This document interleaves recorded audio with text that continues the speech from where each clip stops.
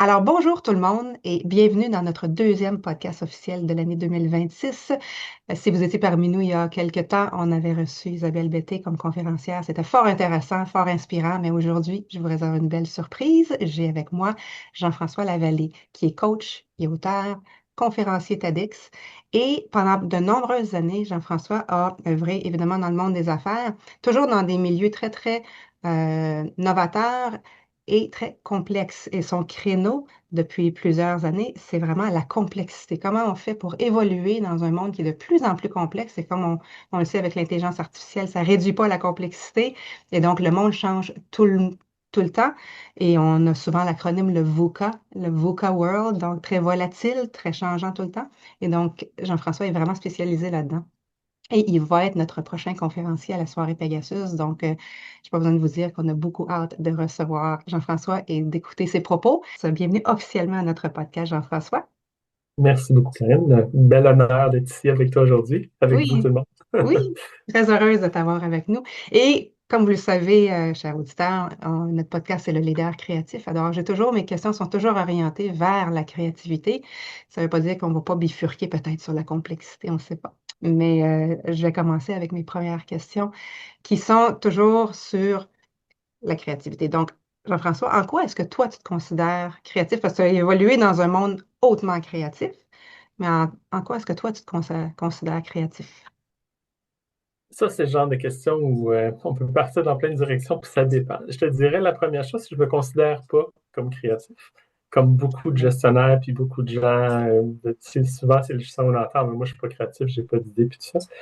Après ça, je pense que ça dépend dans l'environnement dans lequel on est. Parce que quand j'étais au Cercle du Soleil, par exemple, j'étais là longtemps, je faisais de la gestion de projet. Donc, moi, j'étais plus le cerveau rationnel, cartésien, qui fait atterrir les idées.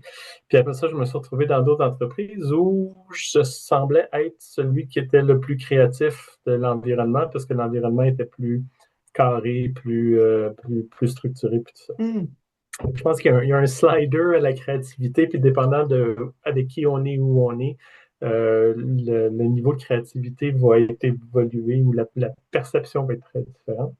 Je pense que je l'étais moins, puis avec les années, pour répondre à ta question, simplement, je pense que je l'étais moins, puis avec les années, je le suis un peu plus.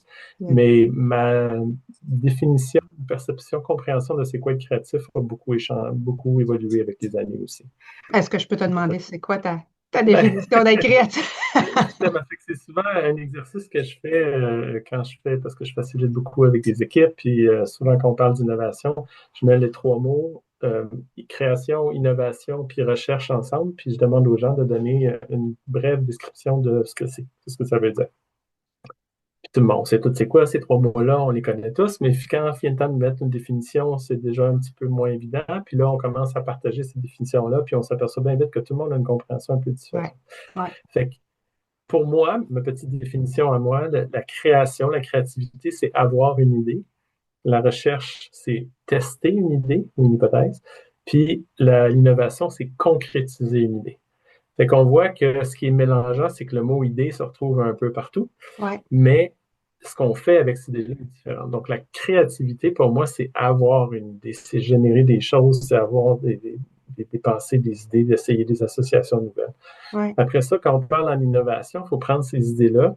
Puis je dis toujours qu'on en parlait un petit peu la dernière fois qu'on s'est parlé. Tu sais, toi Ouais. puis moi, là, si on prend une heure, on va remplir les murs de post-it d'idées. Mais après ça, une idée, c'est une idée, mais si on fait rien avec, ça demeure juste une idée. Fait que comment Ouais. on prend une idée peut être bien créative, qui est bien intéressante, mais de l'amener à quelque chose de concret, qui a une valeur pour quelqu'un, une innovation. Donc voilà. Fait que pour moi, la définition de la créativité, c'est avoir une idée, avoir un élan créatif, là, d'essayer Ouais. quelque chose de nouveau. Mais après ça, qu'est-ce qu'on fait de ça? Est-ce qu'on fait de l'art? Est-ce qu'on fait de l'innovation? Est-ce qu'on fait autre chose? Là, c'est des idées qui se découlent C'est vrai que en différentes façons. quand on s'était parlé, je m'étais amusée aussi avec cette définition-là. Et moi, la définition que Pierre et moi on donne au niveau de la créativité, c'est souvent avoir une idée, mais dans le but soit de créer quelque chose ou de résoudre un problème. Et donc, et ça rejoint aussi le mythe que les gens se disent, ah mais non, c'est juste les artistes qui sont créatifs. Donc, en réalité, tout le monde est créatif, c'est juste qu'ils ne réalisent pas qu'ils sont créatifs.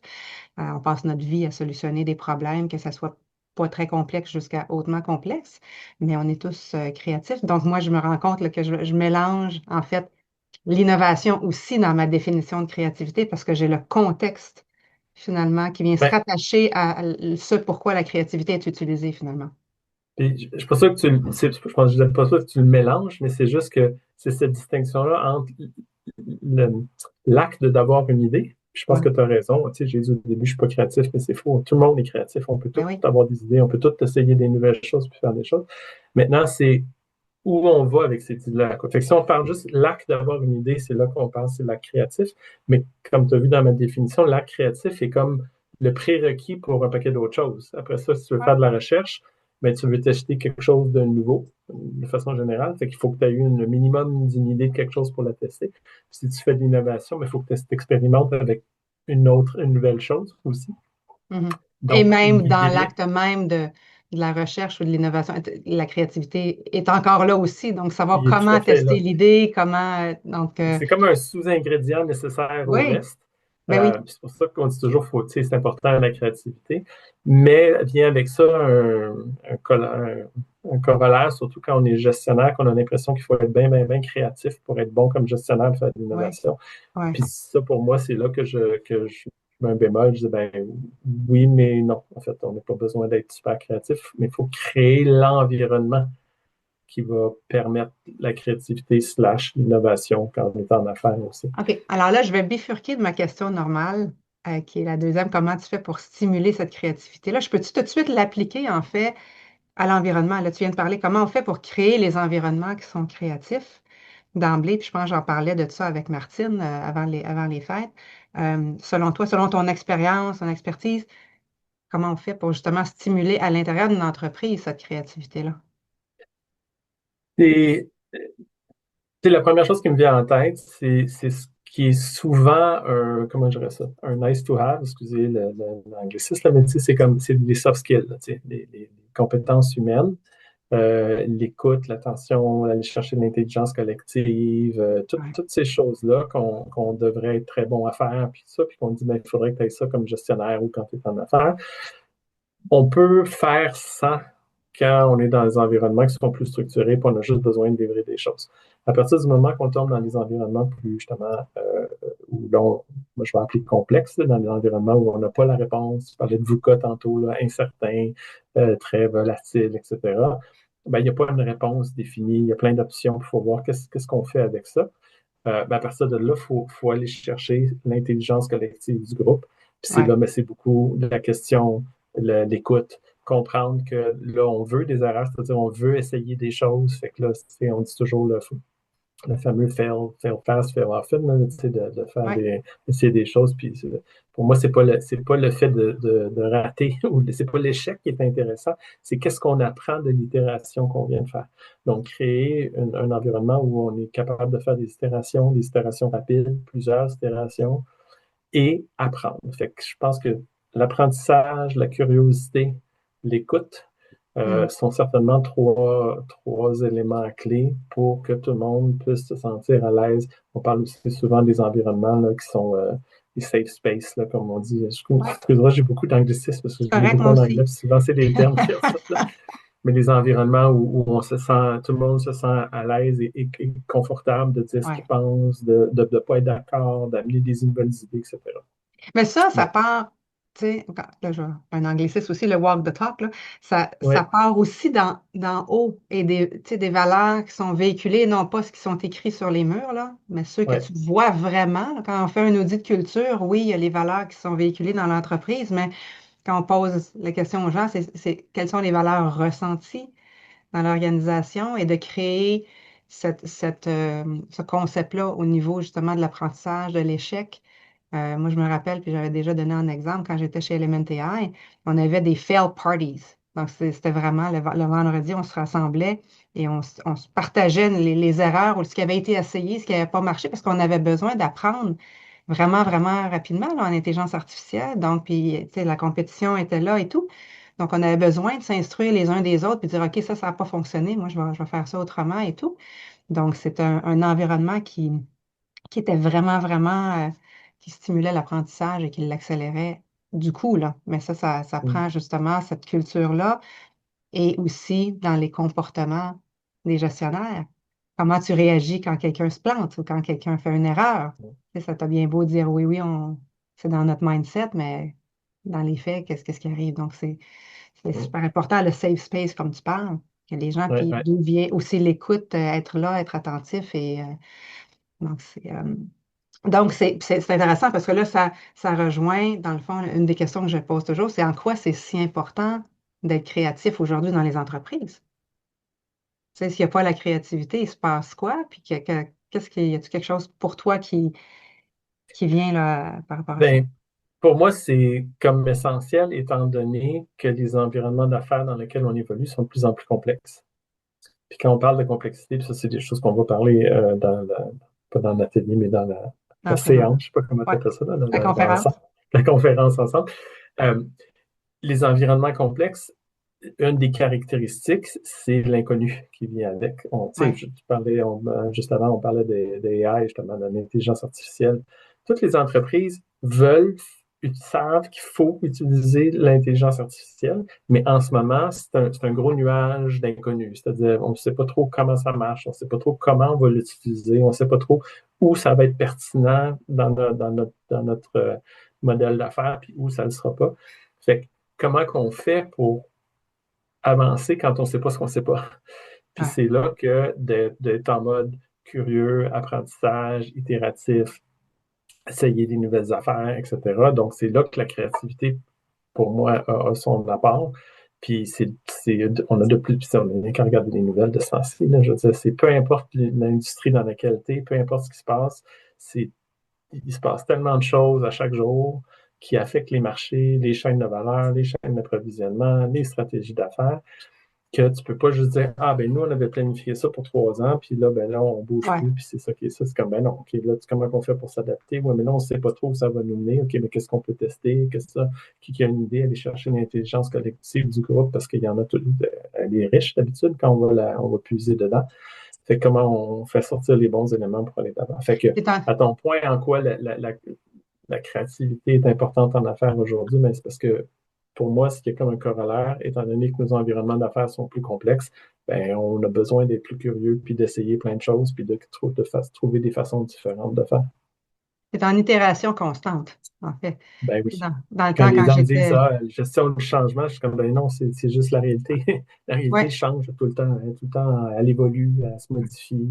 en développement de logiciel, on a l'approche agile. Donc, moi, j'ai été longtemps dans cette approche-là. J'étais coach agile. Et souvent, quand je parle à des gestionnaires, j'en parle de ça, même si tu n'es pas dans un environnement de développement de logiciel, ben, ce mindset-là, agile d'itération, de feedback loop, excuse-moi encore mes Mhm. anglicismes, mais de boucle de Rétrospective. rétroaction et tout ça, c'est hyper important, là. Et là, si on rajoute, puis là, je sais que je bifurque de mes questions, mais si on rajoute en plus euh, quand on parle d'inconnu, on parle de changement, de la gestion du changement. Et la peur de l'inconnu et la peur du changement pour tu sais, le cerveau humain, c'est pas, on n'est pas fait pour aimer le changement, là. On n'est pas bien là-dedans normalement. Donc là, tu rajoutes la dimension humaine de comment tu fais pour accompagner les gens dans le changement. Et c'est là que c'est toutes les ressources humaines et le travail des départements de formation, d'accompagnement ou de coaching que ça prend. Je ne sais pas si toi, tu en vois beaucoup parce que tu es coach aussi. Donc, est-ce que tu en vois beaucoup, ça, cette résistance-là, peut-être des fois inconsciente au changement, mais qui crée plein d'incertitudes. Et là, on voit le taux d'engagement, le taux de motivation et tout ça qui est affecté aussi un C'est peu. sûr que la première chose soit quand je fais des ateliers ou quand on est en coaching, tu sais, avant d'être gestionnaire, d'abord et avant tout, on est un être humain, tu sais. Mm. Fait que, on vit tous et toutes des émotions. Puis je pense qu'il faut aller un petit peu gratter, OK, ça vient de où? C'est quoi l'émotion? Elle vient de où? Pourquoi elle est là? Puis là, OK, qu'est-ce qu'elle essaie de me dire? Parce que moi, les émotions, c'est ni bon ni mauvais, mais c'est des signaux que Oui, notre corps nous c'est de envoie. l'information. OK, fait que qu'est-ce qu'elle est en train de nous dire? Parfait. Puis maintenant, qu'est-ce que je fais avec ça? Fait que la première chose, tu as tout à fait raison, à aller creuser quand à cette incertitude, on a une anxiété, on a peur. Puis il y en a que c'est positif aussi, ceci dit, c'est pas tout le monde qui a des émotions négatives par rapport à ça. Mhm, Il y en a que mhm. c'est la curiosité, ils sont Ben oui. excités, c'est comme, hey, j'ai hâte de voir qu'est-ce qu'on peut aller voir là-dedans, etc. Mais peu importe l'émotion qui est là, OK, elle vient de où, qu'est-ce qu'elle veut dire, puis qu'est-ce qu'on peut faire avec ça. Fait que, tout à fait. Et tu viens de toucher un point super intéressant. Je parlais avec quelqu'un dernièrement, puis elle me parlait de curiosité. Elle dit l'importance de la curiosité. Quand tu arrives avec ce mindset-là, curieux, ouvert, là, ça diminue un petit peu les peurs parce que tu changes ta paire de lunettes, tu changes Tout à la fait. façon dont tu vois l'événement ou dont tu vois le problème et tu es ailleurs, là, mentalement. Donc, Ouais. Le fameux open mindset puis closed mindset de ouais, le Melanie Dweck, là, fixed le mindset, fixed mindset, Carol, ouais, ouais. c'est ça. Le fixed and growth mindset, puis le fixed Growth mindset. mindset. Mais toujours open puis closed, c'est plus simple, mais il fait le fixe puis le. Oui, ça, c'est une des premières choses que j'enseigne. Moi, quand je fais des programmes, je commence souvent, souvent par le mindset. Parce que tu sais, dans ce growth mindset-là, tu as le feedback, tu as, tout ce qui est rétroaction. Aller chercher le feedback aussi, tu sais, comment le Ouais, recevoir, mais comment aller ouais, le demander, l'apprentissage, l'erreur, l'effort, comment tu réagis par rapport à l'effort. Donc, c'est toutes des habitudes qui sont révélatrices finalement de comment que la personne se tout à fait. positionne et qui a aussi, c'est aussi quelque chose à valider en entrevue. Quand moi j'avais des gens en entrevue, c'est ça, j'allais valider. J'allais pas valider s'ils connaissaient le côté pas opérationnel, mais Technique, son mais. expertise Ouais. propre, oui, mais Mhm. ça s'apprend. Mais le mindset qui est en arrière, moi j'ai fait des programmes où est-ce on développait des programmes complets. On allait chercher des gens qui avaient aucune connaissance technique dans ce qu'ils allaient faire. C'était des bootcamps, là, on les formait. Mais à la Ouais. base, moi j'allais juste chercher le mindset en arrière. Es-tu capable d'apprendre? Es-tu ouvert au feedback? Toutes ces choses-là. Ce que je veux, ça. C'est quoi ton Mhm. attitude? Ben oui. Et de là vient la créativité, la curiosité, c'est tout ça, c'est de l'or en barre, là, maintenant, là. Et c'est des Mhm. gens qui se motivent tout seuls aussi. Je dis Oui, parce souvent aux qu'il autres, il aime apprendre, il fait qu'à partir de là, je suis toujours curieux de la prochaine chose puis de où on va, ben oui, où on peut aller, là. Mhm. ben oui. Et toi, au niveau, si on reste dans la créativité, as-tu des projets créatifs, des beaux projets qui s'en viennent à l'horizon pour toi? Ben là, je prends un break de projet créatif parce que j'ai publié le deuxième livre qui est quelque part ici, là. Fait que OK? Tu vas l'apporter donc à la conférence, ton livre. si oui, je peux en amener Ben deux oui, copies avec plaisir. absolument, absolument. Fait que c'est ça. Fait que là, j'ai comme le post-mortem de l'avoir publié. Il est sorti au mois de novembre. Fait que là, je prends un petit break. Peut-être un troisième éventuellement, mais il faut que ça mûrisse un peu, là. Fait que Ouais. pour l'instant, j'ai pas de grands projets créatifs qui sont sur le feu. Immédiat. C'est plus, ouais, c'est ça, ça mijote. Il y en a tout le temps les milliers qui mijotent dans le fond dans le fond du cerveau. Et puis là, dans le fond, tu vas être le 12 février prochain, tu vas être avec nous pour la soirée Ouais, Pegasus. Deux ouais. questions par rapport à ça. Premièrement, qu'est-ce qui t'a inspiré à venir parler à ce groupe d'entrepreneurs à nos soirées et de quoi tu vas nous parler? On a donné un petit scoop tout à l'heure au niveau de la complexité, mais juste pour que les gens cernent bien, là, ça va être quoi le cœur de cette conférence-là? Et pourquoi? Ben, je pense que c'est j'allais dire de ta faute, mais je dis grâce à toi que je vais être là. En fait, je pense que c'est ça qui fait que, parce qu'on s'est rencontrés l'an dernier à un salon, puis en fait, on a appris à se connaître plus longuement là. Puis j'ai déjà participé à une des soirées, puis je trouve ça vraiment le fun, puis je trouve ça intéressant de voir les gens qui sont là, puis l'intérêt. Je pense que c'est des gens qui sont curieux qui sont là, qui Oui, ont le goût d'apprendre, effectivement. Fait oui. que pour moi, c'est du bonbon, fait que je peux comme juste pas dire non, c'est clair, là. Puis de quoi on va parler? Bien, on va parler, oui, de complexité. Je pense que de démystifier, ça veut dire quoi? On sait tout encore une fois, c'est comme innovation, on sait tout ce que ça veut dire, mais pas tant finalement. Fait que de Ouais. démystifier les types d'environnement, créer un vocabulaire commun pour être capable d'en parler, puis après ça, de voir la posture qui va avec chacun des types d'environnement, puis pour les gestionnaires aussi, c'est bon pour monsieur, madame, tout le monde, mais pour les gestionnaires aussi, de voir, OK, qu'est-ce que ça veut dire pour moi en tant que gestionnaire, puis comment je peux comment je dois utiliser de mon leadership selon les types d'environnement. Donc, comment je dois ajuster mon leadership pour selon les types d'environnement. C'est un Je trouve peu ça le en gros. fun, justement, cette notion-là ou cette corrélation-là avec l'environnement. Parce que souvent, quand on pose la question, es-tu créatif? Ben, on pense qu'il faut être créatif tout le temps dans tous les environnements.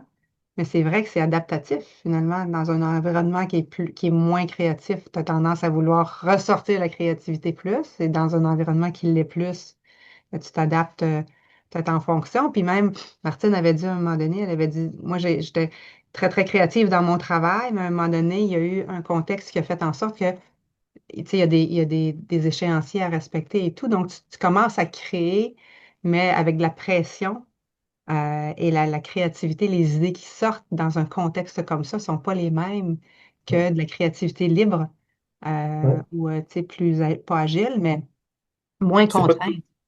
c'est pas tous les contextes qui demandent de la créativité. C'est-à-dire, quand tu es pilote d'avion, Ouais. Euh, c'est pas le temps d'être créatif dans le sens, hey, je me demande qu'est-ce qu'on ça arrive si je Qu'est-ce qui pèse sur ce arriverait bouton-là si? dans le vol. Je fais comme non, il y a un checklist, il y a toujours en tu sais, c'est très Ouais, normé, justement, pour s'assurer ouais, de la qualité et puis de la sécurité.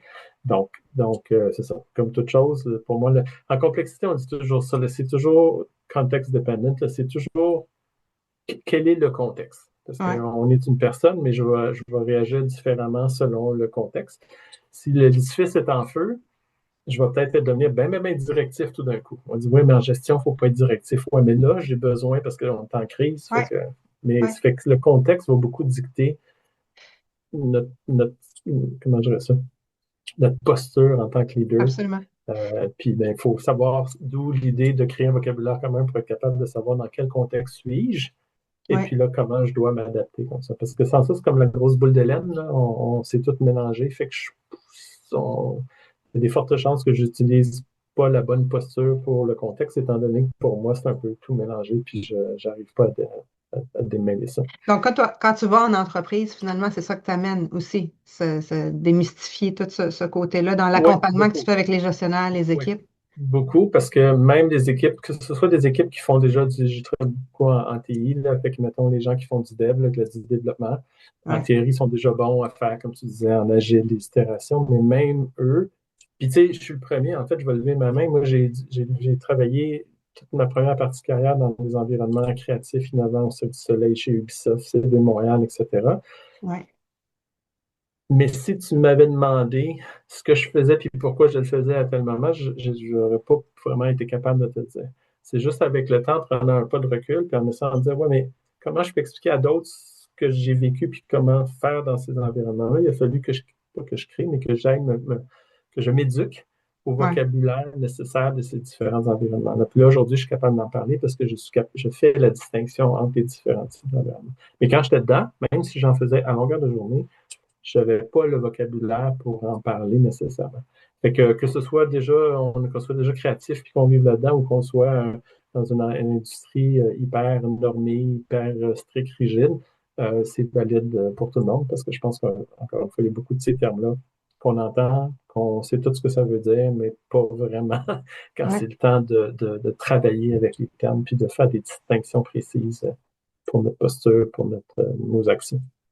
Puis, dernière question pour moi qui vient de me venir, c'est qu'est-ce qui t'a poussé à t'intéresser ou à vraiment aller dans ce créneau-là de la complexité? Parce que c'est quand même unique, là. Il n'y en a pas beaucoup qui parlent de ça au Québec.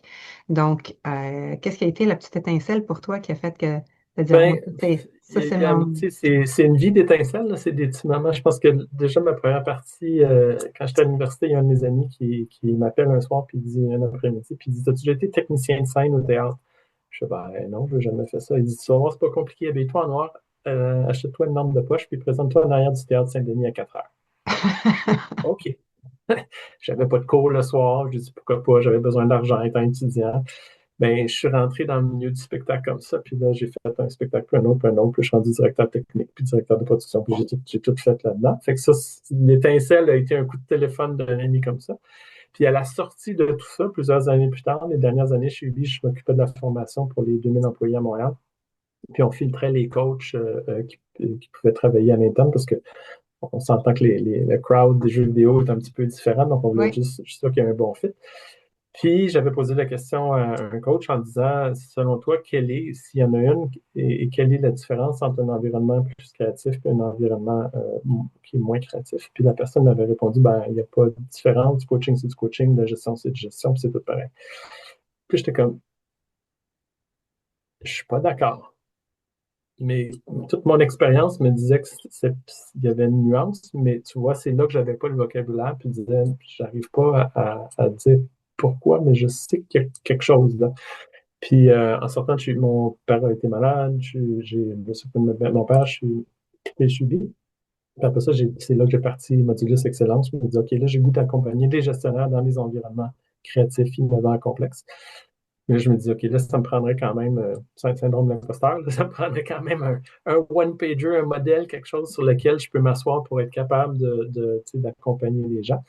Puis c'est là que la deuxième étincelle, en fait, là, j'ai commencé à chercher. Puis là, je trouvais des modèles. J'étais comme, ouais, mais non, pas en partie. Ça, oui, mais pas ça. Puis ça, c'est. Puis là, je faisais référence avec toute mon expérience, parce que j'ai vécu. Puis j'étais comme, non. Fait qu'au fil du temps, j'ai comme courte pointé Ouais. un modèle que j'utilise avec à la base avec comme M. Dave Snowden, qui est pas mal des sommités en complexité, avec le modèle Kinevin, puis plein d'autres modèles, mais pour en faire quelque chose où là, je suis capable de travailler, puis je suis capable avec les gestionnaires, de créer un modèle, pas un modèle, mais un cadre sur lequel Mm. on peut bâtir, puis qu'on peut Et avancer.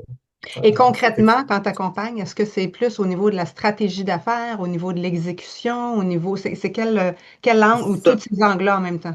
c'est tous les angles, puis souvent, il faut faire. Moi, j'ai toujours, tu sais, ultimement, moi, j'accompagne les gestionnaires à prendre des décisions dans des environnements complexes. Parce OK. qu'être en affaires, c'est Prise de prendre des décision. décisions. Ouais. Sauf que souvent, avant de prendre des décisions, il faut déjà dire, c'est quoi encore un environnement complexe? Fait qu'il faut aller démystifier la complexité. Puis une Ouais. fois qu'on a démystifié les environnements complexes, souvent on dit, ah, il y a peut-être dans ma posture de gestionnaire qu'il faut que j'ajuste. Fait que là, on va jouer sur le gestionnaire là-dedans. Fait que là, une OK. fois qu'on comprend bien c'est quoi l'environnement complexe, qu'on a compris en tant que gestionnaire qu'est-ce qu'il faut qu'on fasse, là, on peut revenir à la décision d'affaires qu'il faut qu'on OK. affronte. Fait que souvent, Ah, c'est ultimement, je fais intéressant. ça, mais souvent, il faut danser. Il faut que je fasse deux, trois Ouais. pas à reculons puis de côté pour pas rebâtir, mais aller combler certaines lacunes dans les Ouais. compréhensions des choses pour pouvoir après ça revenir Ouais. à ultimement Une prendre les approche décisions holistique, d'affaires. là. Tu peux pas juste Ouais. aller là, il faut Oui, parce vraiment que que tu regardes si on dit on l'ensemble. va prendre une décision dans un environnement complexe, ben, je vais commencer à te parler de plein de choses, puis tu vas me regarder, tu fais, ouais, mais pourquoi on fait ça? Pourquoi on fait ça? Je comprends pas. OK, ben, OK, ben là, c'est parce que dans un environnement complexe, c'est différent d'un environnement plus compliqué, plus simple. Ah, OK. Puis là, je dis, ah, ben là, il faut faire autrement, mais là, moi, j'ai pas cette compétence-là. OK, fait qu'on va aller développer cette compétence-là. Puis là, maintenant, tu es capable OK. d'améliorer ton processus de prise de décision en environnement complexe. Fait qu'il y a comme un C'est vraiment aller-retour intéressant. dans ces J'ai univers-là. vraiment, vraiment hâte à la conférence. Là. Ça va être une belle soirée, comme d'habitude, mais j'étais très content quand on s'est rencontrés au congrès. Là, je dis, bah, ben là, tu peux pas être notre conférencier. Ça allait de soi. En plus, Alors, tu avec le disais, pont c'est à cause de toi. créativité, complexité, j'étais comme non, ça peut pas être autrement. Donc, merci d'avoir accepté d'être parmi nous au mois de février. Pour ceux qui sont jamais venus, en fait, si ça vous interpelle, je vais mettre en bas de l'écran, là, je vais mettre le lien pour les inscriptions. C'est une soirée 6 heures à 9 heures. C'est toujours le deuxième jeudi du mois. Et on a des conférenciers et conférencières invités pour l'occasion. Vous avez un buffet maison fait par moi-même pendant la journée. Donc, on met beaucoup d'amour, beaucoup d'attention à bien vous recevoir, côté hospitalier qui est très important. Et donc, c'est place limitée, hein. Donc, c'est à peu près une trentaine, 35 personnes. J'aime que ça soit pas trop gros, qu'on puisse avoir des vraies conversations et c'est toujours en fait l'humain avant l'entreprise. Donc, c'est ce qui est mis de l'avant. Alors, merci d'être là le 12 février prochain. J'ai très, très hâte d'entendre tes propos. Et merci à tout le monde d'avoir été parmi nous aujourd'hui. J'espère que ça vous a plu, que la conversation vous a plu. Moi, j'ai été comme d'habitude, très, très enchantée. Alors, je te souhaite une belle journée, une belle fin de semaine qui s'en vient et à très bientôt. On se voit au mois de février. À très bientôt.